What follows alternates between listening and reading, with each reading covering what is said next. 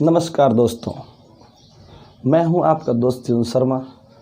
आपका बहुत बहुत स्वागत है हमारे YouTube channel easy math with जीवन शर्मा। आज का टॉपिक बहुपद और उसके शून्यक और शून्य ज्ञात करने की पहली विधि गुणनखंड विधि। वीडियो पूरा देखें। यदि उसमें आपको कोई समस्या या उलझन हो तो हमें कमेंट बॉक्स में ज़रूर लिख कर भेजें।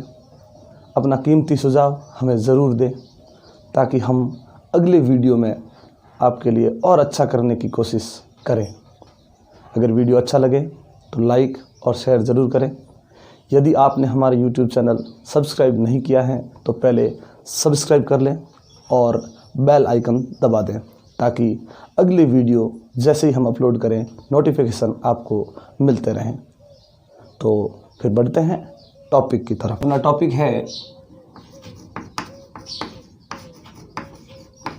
बहुपद और उसके शून्यक।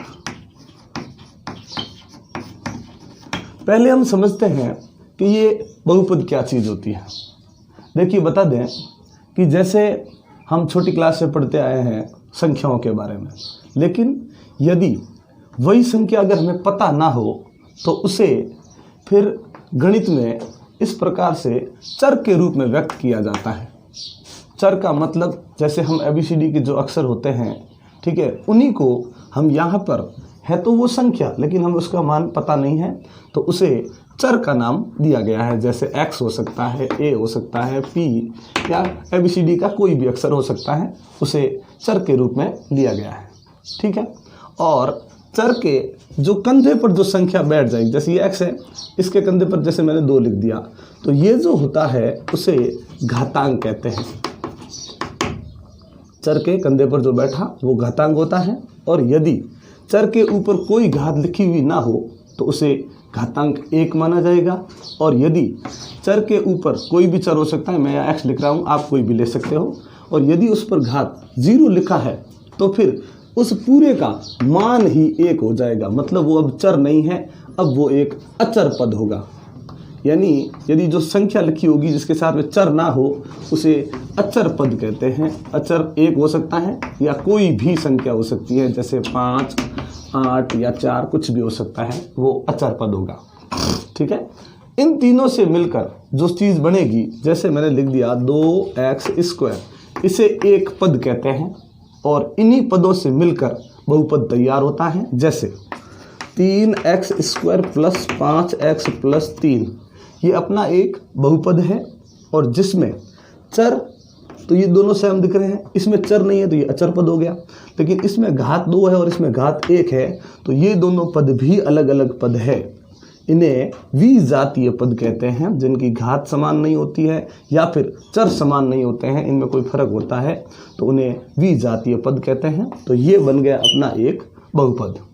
अब हम बताते हैं आपको कि कौन ऐसा है जो बहुपद नहीं होता है। अब बहुपद कौन सा नहीं होता है? जब, ध्यान से देखें, जब चर कोई भी आ गया और उसके ऊपर यदि हमने घात लगा दी और वो घात आ गई भिन्न में, ठीक है, इस प्रकार का किसी भी बहुपद में ऐसा हो जाए कि x और घात में आ गई 3/4, यानी भिन्न आ गई, कोई भी भिन्न हो सकती है, तो उसे हम बहुपद नहीं कहेंगे। यदि बाई चांस ऐसा हो गया, जैसे मैंने लिखा x + 1/x, अपना यहाँ पे चर बट्टा के नीचे चला गया, तो ये भी बहुपद नहीं होता है। उससे आगे हम बढ़ते हैं।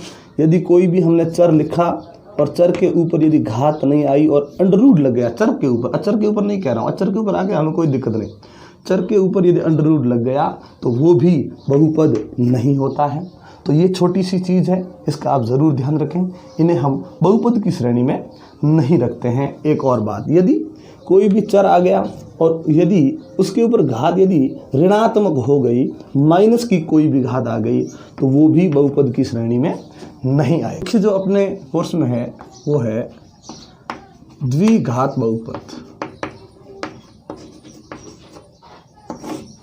द्विघात बहुपद का मतलब है ऐसा बहुपद जिसके अंदर जो चर होगा उसकी अधिकतम घात 2 होगी। अधिकतम घात 2 होगी, उसे द्विघात बहुपद कहेंगे। जैसे 2x + 3x + 8, x square plus 3x plus 8, जैसे ये हो गया। इसमें चर के ऊपर लगी अधिकतम घात 2 है और इसीलिए हम इसे द्विघात बहुपद कहेंगे। जैसे एक्स स्क्वायर प्लस 8, ये भी द्विघात बहुपद होगा।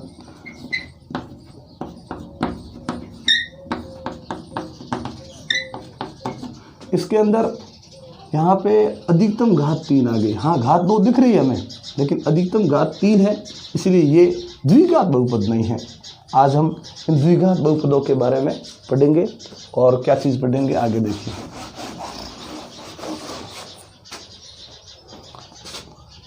इसमें चर के ऊपर जो घात होगी वो 2 होगी, हमने पढ़ लिया। अब हम ज्ञात करेंगे इसके अंदर एक चीज़, शून्यक और गुणांक। उसके लिए पहले हम पढ़ लेते हैं कि द्विघात बहुपद का जो व्यापक रूप है, यानी द्विघात बहुपद को दर्शाने का जो तरीका है वो ये है कि सबसे पहले चर के ऊपर घात 2, आगे चर के ऊपर घात लिखेंगे नहीं, यानी 1 है। अगली बार घात 0 हो जाएगी, तो मैंने बताया था वो अचर पद हो जाएगा। ठीक है, अब इसके साथ में जो यहाँ पे कोई संख्या आएगी एक्स स्क्वायर, यानी एक्स स्क्वायर वाई स्क्वायर, यानी 2 घात का जो चर है उसके आगे जो आएगा गुणांक, वो उसका ए गुणांक कहलाएगा। अब यहाँ पे ए चर नहीं लेंगे हम। दूसरी तरफ जो एक्स है, यानी स्क्वायर यानी घात नहीं है, एक घात है, उसके जो गुणांक है उसे हम बी कहेंगे और जो बच गया उस गुणांक को सी कहेंगे। व्यापक रूप में मैं प्लस लिख रहा हूँ, लेकिन वहाँ पे प्रश्नों में माइनस भी हो सकता है। अब देखिए, ये इसका व्यापक रूप है, दर्शाने का तरीका, ये चेंज नहीं होगा, ये सेम टू सेम रहेगा। यहाँ पे संख्याओं के जो मान है वो चेंज हो जाएंगे। जैसे अब मैं ले रहा हूँ यहाँ पे कि 3x square plus 7x minus 3, यहाँ पे माइनस आ गया, कोई बात नहीं। अब देखो, इसमें अगर मैं गुणांकों की बात करूँ कि सर इसमें गुणांक बताइए, तो मैं गुणांक बता रहा हूँ आपको। यहाँ पे गुणांक इसमें है a बराबर है 3। अब 3 होना ही है, क्योंकि जो एक्स स्क्वायर होगा उसके साथ में a होगा, ये हो गया। b यानी वो x के साथ में, यानी जिस चर के ऊपर घात नहीं है उसके साथ वाला, यानी ये 7 है। अब यहाँ पे जो c, यहाँ पे आपको c दिख रहा है, यहाँ पे प्लस है लेकिन यहाँ पे माइनस है, तो इसका चिन्ह भी इसके साथ में आएगा, यानी माइनस का 3। इस 7 का अपना चिन्ह साथ में है प्लस, लेकिन लिखा नहीं जाएगा। इसका भी अपना प्लस चिन्ह साथ में इसके, लेकिन लिखा नहीं जाएगा। ये होगी गुणांकों की बात। जैसे मैं लिख रहा हूँ 5x स्क्वायर माइनस 3। अब इसमें ध्यान से देखिएगा, इसमें अगर मुझे पूछा जाए कि इसके गुणांक बताइए, तो मैं गुणांक यहाँ लिख रहा हूँ, a बराबर हो गया 5। सही है, क्योंकि स्क्वायर वाले पद के साथ जो होगा वो a होगा, ये a का मान हो गया। अब मुझे बताना है b का मान, तो आप देखिए कि b किसके साथ होता है, जिस चर के ऊपर घात लिखी हुई नहीं होती है उसके साथ में b होता है। लेकिन यहाँ पे देखिए, इसके साथ में तो ये बिना घात वाला चर है ही नहीं। इसका मतलब यहाँ पे ये जो b वाला पद है वो पूरा गायब हो गया है, यानी b का मान 0 आएगा। और c यानी अचर पद होगा, और अचर पद में दिख रहा है, ये मैंने लिख दिया माइनस का 3। तो ये थोड़ा ध्यान रखें। ये हो गया अपना गुणांकों के बारे में। आगे देखिए,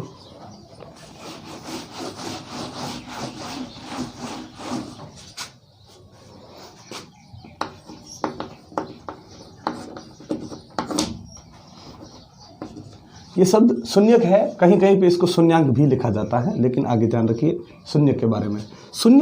शून्यक का मतलब है चर का ऐसा मान, चर का ही एक मान है जो हमें पता नहीं होता, लेकिन चर का ऐसा मान हम अगर ज्ञात कर लें, चर का ऐसा मान जिसे वहाँ बहुपद के अंदर यदि चर के स्थान पर लिख दिया जाए तो वो उस पूरे बहुपद को 0 बना देता है। ये चर का मान ऐसा होगा तो उसे ही हम शून्यक कहेंगे। और हम अब शून्यक है वो ज्ञात करेंगे। जैसे मैं आपको एक प्रश्न दे रहा हूँ और शून्यक ज्ञात करेंगे, लेकिन शून्यक ज्ञात करने की ये अपनी पहली विधि है, और इस पहली विधि का नाम है वो है गुणनखंड विधि। ये गुणनखंड विधि हमारे लिए नहीं है, क्योंकि ये हम कक्षा 8वीं में पढ़ चुके हैं, कक्षा 9वीं में भी पढ़ चुके हैं, और ये कक्षा 10वीं में वापस आ गई है। तो ये गुणनखंड विधि क्या होती है, इसमें मैं आपको एक बहुपद दूंगा, जैसे मैं यहाँ लिख रहा हूँ, ये जैसे मैं आपको यहाँ पर लिख रहा हूँ, ये गुणनखंड विधि है। ये गुणनखंड विधि हम 8वीं में पढ़ चुके हैं। तो उसमें क्या होता है कि हमें जो बहुपद दिया गया है पहले हम उसके गुणनखंड करेंगे, लेकिन गुणनखंड करने के भी अलग अलग तरीके हैं, वो मैं तरीके लिख रहा हूँ, आप ध्यान से देखना। गुणनखंड करने के लिए सबसे पहले जो है वो है 8वीं क्लास की वो 4 सर्व समीकरण। सर्व समीकरण की सहायता से हम यहाँ पे इसके गुणनखंड कर सकते हैं और फिर हम उसके शून्यक भी ज्ञात कर सकते हैं।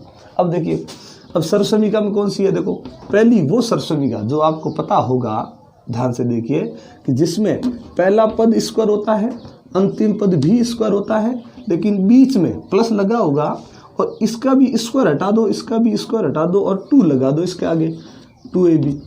यहाँ पे ये जो होगी ये पहली होती है, और पहली में क्या होता है सर्व समीकरण में पता है आपको कि इसमें सिर्फ पहला पद लिया जाता है स्क्वायर के नीचे वाला, यहाँ भी स्क्वायर के नीचे वाला पद लिया जाता है, लेकिन 2ab के आगे वाला चिन्ह दिया जाता है और इसके ऊपर आएगा होल स्क्वायर। ये बहुपद है और ये इसके गुणनखंड हो गए। पहली सर्व समीकरण के हिसाब से ये गुणनखंड है, स्क्वायर है तो मतलब 2 गुणनखंड होंगे, और ऐसे गुणनखंड करने के बाद हम इसके शून्यक भी ज्ञात कर सकते हैं। अब देखो दूसरी सर्व समीकरण, इसमें पहला स्क्वायर होगा, अंतिम भी स्क्वायर होगा, प्लस का होगा, ये ध्यान रखना, ये दोनों स्क्वायर हमेशा प्लस के होंगे दोनों सर्व समीकरण में, लेकिन यहाँ का जो 2ab है वो माइनस का हो जाएगा, और इसमें आखिर में कुछ नहीं करना है, स्क्वायर वाले छोड़ दो, दोनों a और b ले लो, और 2ab के आगे वाला चिन्ह आएगा और होल स्क्वायर तो आना ही आना है, इसमें भी 2 शून्य हो जाएंगे। इसका मतलब ये 2 गुणनखंड सॉरी, तो इसका मतलब ये हुआ कि ये जो स्क्वायर वाली सर्व समीकरण दिख रही है ये भी द्विघात वाली है, और द्विघात वाली जो सर्व समीकरण होगी उसके गुणनखंड भी हमें यहाँ पे 2 नज़र आ रहे हैं स्क्वायर की वजह से। अब है 3 नंबर, ये बहुत सरल है, सबसे सरल और सबसे अच्छी यही सर्व समीकरण है जिसमें पहला पद स्क्वायर होता है, अंतिम पद भी स्क्वायर होता है, लेकिन बीच में 2ab ना होकर केवल माइनस होता है, प्लस नहीं होता है, ध्यान रखना, स्क्वायर और ये माइनस। इसमें आपको ज़्यादा कुछ करने की ज़रूरत नहीं है, 2 कोष्टक लगा दो, यहाँ पे होल स्क्वायर नहीं आएगा, दोनों को स्क्वायर हटा के फिर एक बार a और b प्लस में,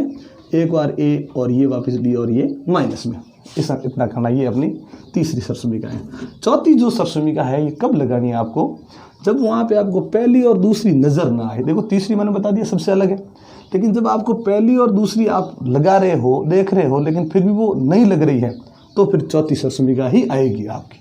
ठीक है, चौथी सर्व समीकरण में मैं आपका यहाँ व्यापक रूप ही दर्शा रहा हूँ, और व्यापक रूप करने के बाद हम इसको कर देंगे। अब यहाँ पे देखिए, यहाँ हमने क्या देखा कि सर ये पहला जो है वो हमें स्क्वायर नज़र आ रहा है सीधा, अंत में जाकर मैंने देखा 9 3 पद नज़र आ रहे हैं। देखो इसी की तरह 1 2 3 पद, ये 1 2 3 पद, तो ये मुझे पहली सर्व समीकरण की तरह नज़र आ रहा है, दूसरी की तरह भी नज़र आ सकता है, और चौथी की तरह मैंने बता दिया सेम टू सेम इसी तरह की चौथी होती है सर्व समीकरण, लेकिन उसमें ये पहली और दूसरी की तरह कुछ कंडीशन नहीं होती है।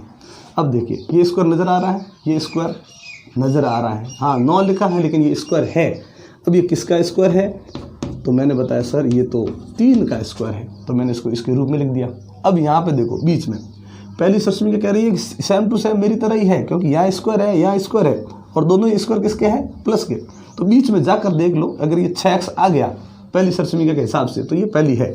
अब देखो मैं क्या कर रहा हूँ, स्क्वायर हटाया, इसको या x पकड़ो, या स्क्वायर हटाया या 3 पकड़ो, या 3x बन रहा है, फिर 2 से गुणा करके देखो तो 6x बन रहा है ना, इसका मतलब ये पहली सर्व समीकरण ही है।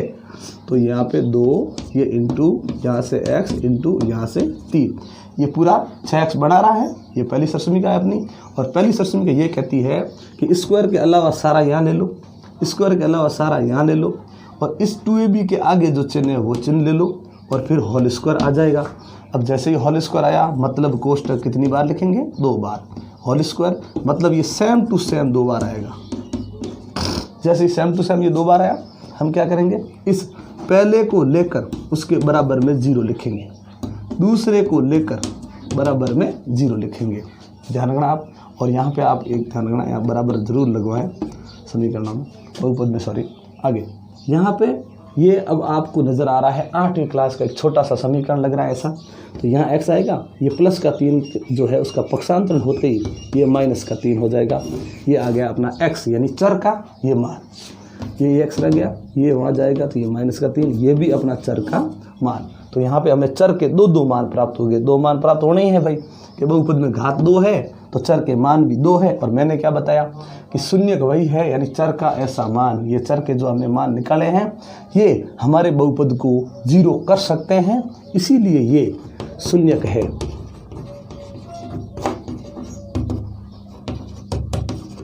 ये 2 शून्यक हो गए बस। ये शून्य ज्ञात कर दिया हमने पहली सरसमीका के हिसाब से।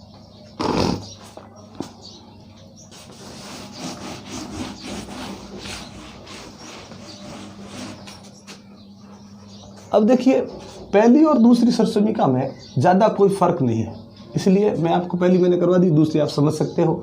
अब मैं तीसरी देखो आगे, जैसे इस तरफ स्क्वायर है, इस तरफ जैसे कोई संख्या लिख दी मैंने यहाँ पे आपके जैसे लिख दिया 16।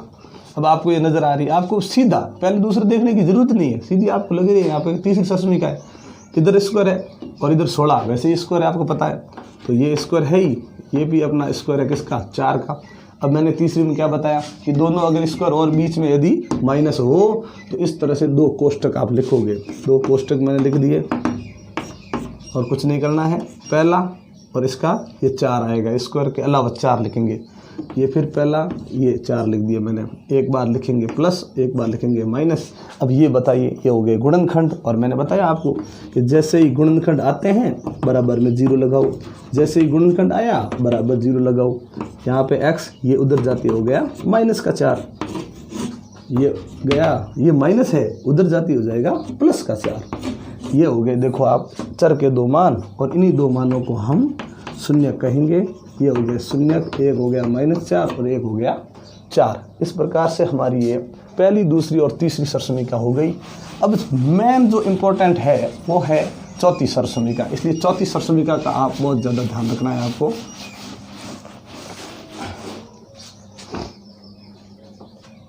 चौथी सरसमीका के लिए क्या है, जब पहली दूसरी नज़र नहीं आए, लगती नहीं दिखे आपको, तो ही आपको वहाँ पे चौथी लगवानी है। जैसे देखो x² प्लस 7x प्लस 10, जैसे ये आपको नज़र आ रहा है। अब दिख तो ऐसा रहा है जैसे इसमें पहली या दूसरी होगी, लेकिन यहाँ पे पहली दूसरी आपको नज़र नहीं आएगी। इसलिए अब मैं क्या करूँ, देखो मैं ये कर रहा हूँ, पहला स्क्वायर है लेकिन अंतिम ये स्क्वायर नहीं है। मैंने बताया पहली और दूसरी जहाँ अटक जाए वो चौथी सरसमीका होगी सीधी।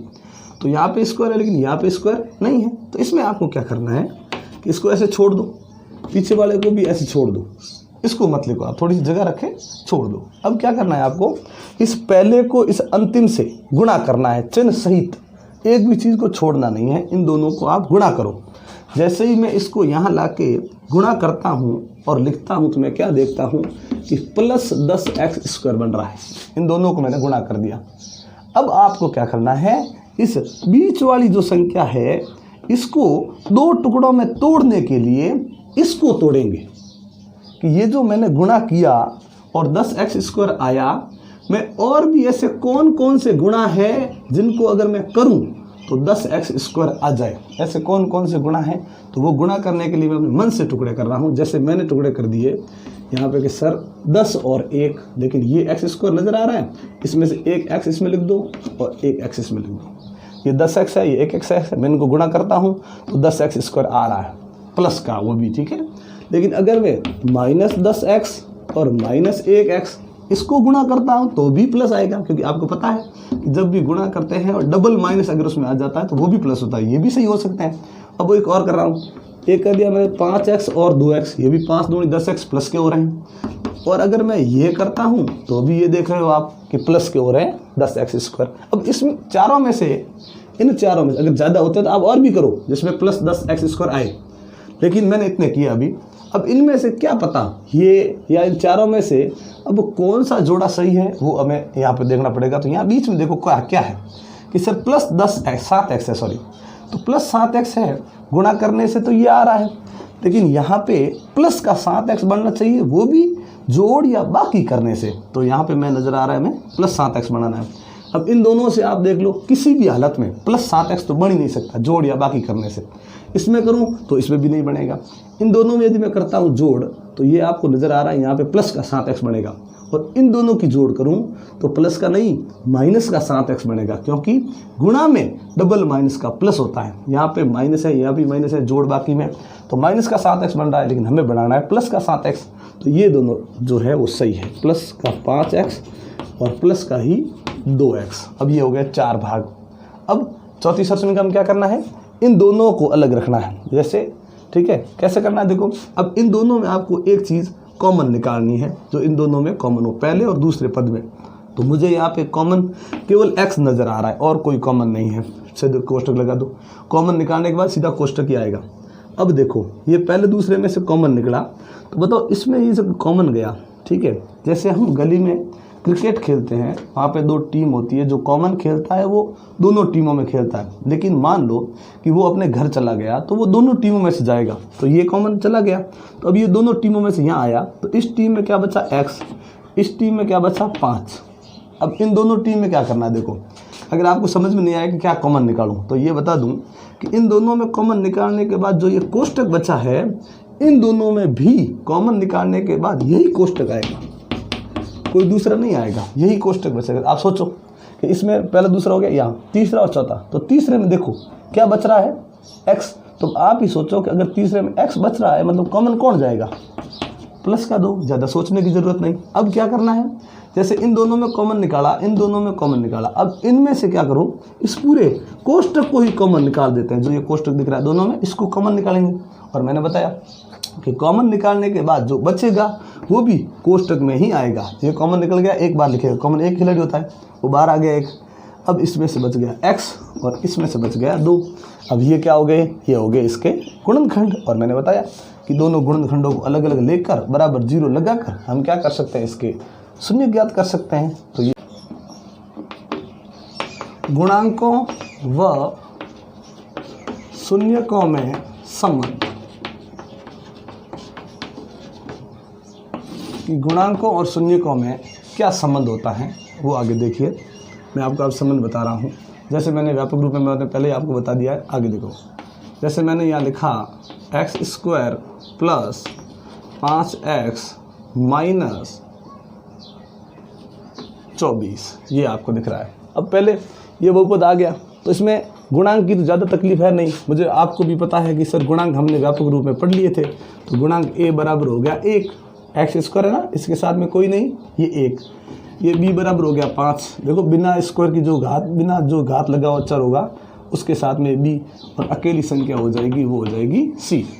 ये तीनों आपको नज़र आ रहे हैं। ये तो गुणांक तो ज्ञात करने की जरूरत नहीं, लेकिन शून्यक वो अभी हमने पढ़ा था, ज्ञात करना सीखा था। तो अब देखो इसमें कौन सी सरसुनिका है, 5x, ये हो गया माइनस का 24। अब इसमें कौन सी सरसुनिका आपको नज़र आ रही है, ठीक है सर पहला स्क्वायर है लेकिन अंत वाला स्क्वायर नहीं है। मैंने बताया आपको पहली और दूसरी पहले देखेंगे, नहीं लगी तो चौथी देखेंगे। तो स्क्वायर है, स्क्वायर नहीं है, ये अपनी पहली दूसरी दोनों अटक गई, चौथी में जाएंगे। चौथी क्या कहती है कि इसको छोड़ दो, इसको भी छोड़ दो, और इसके 2 ऐसे टुकड़े करने हैं। तो टुकड़े कैसे करने हैं, उसमें इसको और इसको दोनों को गुणा कर देंगे। पहले मैंने बताया पहले और अंत में गुणा करेंगे। अब जैसे इन दोनों को गुणा करेंगे क्या आया, -24x², ये आ गया। अब इसी के 2 टुकड़े अपने मन से सोचने, देखो थोड़ी देर आप सोचोगे, 1-2 बार बहुत ज़्यादा टुकड़े होंगे, लेकिन बाद में आप इसके सीधे आप टुकड़े कर पाओगे। माइनस के 24 गुणा करने से माइनस का 24 आएगा। कब आता है गुणा करने से माइनस का, जब दोनों माइनस के नहीं होते हैं, एक माइनस का होता है और एक प्लस का होता है, तो उनका गुणा करने से माइनस आएगा। ठीक है, अब 24 कैसे कैसे आता है, अब मेरे मन में आया कि सर कि 12 और 2 हो सकता है, कि 12 2 24, लेकिन उसमें एक देखो माइनस का 24 चाहिए, तो वो 12 प्लस का हो सकता है और 2 माइनस का हो सकता है। ऐसे भी टुकड़े हो सकते हैं। जैसे मैंने कर दिया एक और कि सर ऐसे नहीं करूँगा, मैं तो ऐसे कर रहा हूँ, प्लस का 6 और माइनस का 4, या फिर माइनस का 6 और प्लस का 4। जैसे किसी ने कह दिया सर प्लस का 8 और माइनस का 3, किसी ने कह दिया सर माइनस का 8 और प्लस का 3। इस सारी कंडीशन में आप देख रहे हो कि जैसे ही गुणा करेंगे माइनस का 24 आ रहा है, और सबके साथ मैंने बता दिया चर तो एक एक लिखना है आपको, गुणा करने से ये स्क्वायर हो जाएगा। हाथ पता है ना, गुणा के अंदर जैसे 6ठी क्लास में पढ़ा था कि गुणा करने से जब चर समान हो तो उसकी घातें जुड़ जाती है, जिसके आधार समान होते हैं उसकी घातें जुड़ जाती है। तो एक घात ये 2 हो जाएगी। तो इसमें ऐसे लिख दिया हमने। अब इसमें से कौन सा सही है, एक सही होगा जोड़ा, बाकी सब गलत है। अब बताओ, गुणा करने से तो ये चलो हो गया। अब यहाँ पे देखो बीच में ये जो है हमें वो इनकी जोड़ बाकी करने से हमें प्लस का 5x प्राप्त होना चाहिए। इसमें जोड़ बाकी करो तो माइनस का 10x प्राप्त हो रहा है, इसमें करो तो प्लस का 10x प्राप्त हो रहा है, इसमें करो तो प्लस का 2x प्राप्त हो रहा है, इसमें अगर मैं करूं तो माइनस का 2x प्राप्त हो रहा है। ये किससे आया, प्लस का 5x। तो यहाँ पे देखिए इन दोनों को, ये प्लस का 8 है, माइनस का 3 तो निकल जाएगा, तो इसमें से बचेगा प्लस का 5x, मतलब ये जोड़ा सही है। तो इसको हम लेंगे प्लस का 8x माइनस का 3x। अब इन चारों में से वही कॉमन मैंने बताया, इन दोनों में कॉमन कौन, x, जो कॉमन निकला वो निकल गया, जो बचा वो कोष्टक में आएगा सीधा, तो इसमें बचा x, इसमें बचा प्लस का 8। अब मैंने बताया कि जो इसमें बचा आगे भी वही बचेगा, तो फिर या सीधा लिख दो x प्लस 8, यही बचना है वैसे ही। तो अब सोचो कि पहले और दूसरे में से ये हो गया, इसको छोड़ दो। अब इसमें तीसरे पद में देखो, इसमें से ये x बचाना है, तो सोचो इसमें से x अगर बचाना है तो बाहर हम क्या निकालेंगे, माइनस का 3, बस हो गया कॉमन। ये जो कोष्टक है वो इसमें यही कोष्टक आएगा, आप लिख दो। फिर इन दोनों में से केवल इस पद को ही देखो और सोचो कि केवल x यहाँ पे रखना है तो क्या निकालेंगे, माइनस का 3 लिख दो यहाँ पे सीधा, ये x बच गया अपना, उसमें से देखने की जरूरत नहीं। अब पूरे कोष्टक को ही कॉमन निकाल के एक बार लिखेंगे, कॉमन खिलाड़ी एक ही होता है तो उसको एक बार लिखेंगे, जो बच गया बार यहाँ पे और यहाँ पे क्या बचा, x और माइनस के 3। अब ये क्या हो गए, ये हो गए इसके गुणनखंड। अब हम इन दोनों गुणनखंडों में से लिखो ये 1 बराबर 0, ये लिखो 1, ये बराबर 0। अब यहाँ पे बच जाएगा, यहाँ पे पक्षांतर किया माइनस का 8 हो जाएगा, यहाँ पे आप पक्षांतर करोगे तो प्लस का 3 हो जाएगा। ये दोनों हो गए शून्यक, इतना तो हमने पहले पढ़ लिया, माइनस का 8 और 3। लेकिन अब जो हम पढ़ रहे हैं वो है शून्यकों तथा गुणांकों के बीच संबंध। अब वो संबंध क्या है, देखो शून्यकों और गुणांकों के बारे में वो आप ध्यान रखना आराम से। इतना करने के बाद आगे हम संबंध पढ़ेंगे। तो मैं आपको बता दूं कि जो शून्यक है, जैसे मैंने पहले बताया ना आपको, गुणांक a और b और c से दर्शाया, इसलिए शून्यक को भी हमने दर्शाया। ये जो शून्यक है ये भी x का मान है, ये भी x का मान है, लेकिन इन दोनों को भी हमने दर्शा दिया अल्फा और बीटा से, इन दोनों को। तो हमने क्या किया, अब एक को रख दिया हमने अल्फा रखेंगे, एक को रख देंगे बीटा। तो अब संबंध क्या है कि शून्यक अल्फा बीटा गुणांक a b और c। अब संबंध सीधा सरल है कि एक बार शून्यकों की यदि जोड़ कर दी जाए, एक बार शून्यकों की यदि जोड़ कर दी जाए तो वो जोड़ जो होगा वो गुणांकों में किसके बराबर होगा, माइनस b बट्टा a। ये संबंध है, ये आपको थोड़ा याद करना पड़ेगा। चले, तो अल्फा प्लस बीटा बराबर माइनस b बट्टा a। ये तो शून्यक हो गए जो हमने ज्ञात किए, चर के मान, दोनों x के ही मान है, लेकिन अल्फा बीटा अलग दर्शा दिया इनको। तो अल्फा प्लस बीटा यानी शून्यकों का जो योग है वो ऋणात्मक चिन्ह माइनस आया, और फिर ये x का गुणांक और बट्टा में जो आया वो x स्क्वायर का गुणांक आया है। आगे एक और संबंध, alpha into beta, alpha beta गुणा हो रहा है, दो बीच में चिन्ह नहीं है तो गुणा हो रहा है, वो जो संबंध है वो c बट्टा a। तो आपने यहाँ क्या देखा कि इसके बट्टा के नीचे भी a है और इस बट्टा के नीचे भी a है, तो माइनस b बट्टा a और c बट्टा a। ज़्यादा याद करने की जरूरत नहीं पड़ेगी, ये संबंध है। अगर ये संबंध सही आया तो ये अपना सही है और वरना सही नहीं है, तो ये संबंध आना ही चाहिए। तो अब देखो अल्फा प्लस बीटा ये रख रहा हूँ मैं मान, अल्फा का मान कितना है, माइनस का 8, तो ये अल्फा मैंने लिख दिया माइनस का 8। फिर प्लस बीटा का मान कितना है, प्लस का ही 3 है तो प्लस का ही 3 लिख रहे हैं। ये पे देखो माइनस, ये बी का मान कितना था 5, ये बी का मान 5 आ जाएगा। ए का मान 1 है, ये अपना 1 लिख दिया। अल्फा वापिस मान रख रहे हैं माइनस का 8 है, यहाँ पे गुणा का चिन्ह है, और बीटा कितना है 3।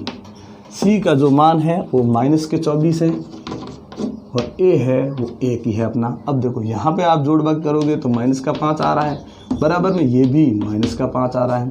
इन दोनों को यदि गुणा करूँ तो 8 3 24, लेकिन देखो माइनस अकेला है ना, तो गुणा करने से अकेला माइनस ही रहता है, और बराबर में ये हो गया माइनस के 24। अब दोनों में देखो ये भी बराबर है, ये भी बराबर है, इसका मतलब ये संबंध एकदम सही है, तो संबंध सत्यापित है।